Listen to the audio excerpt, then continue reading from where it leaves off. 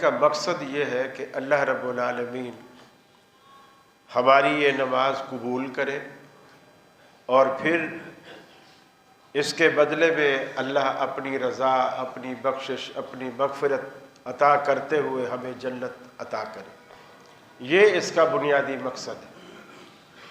اس مقصد کو پورا کرنے کے لیے یہ بہت ضروری ہے کہ ہم اپنی نمازیں، اپنی عبادات، روزہ، حج، زکوٰۃ، سب کچھ ویسا کریں جیسے رسول اکرم صلی اللہ علیہ وسلم کی سنت اور طریقے سے ثابت ہے۔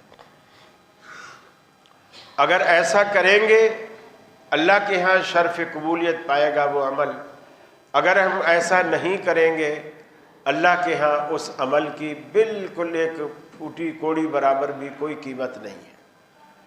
تو اسی جستجو میں آپ کو چھوٹی چھوٹی باتوں کو بھی نظر انداز نہیں کرنا چاہیے۔ بظاہر وہ آپ کو چھوٹی لگتی ہیں،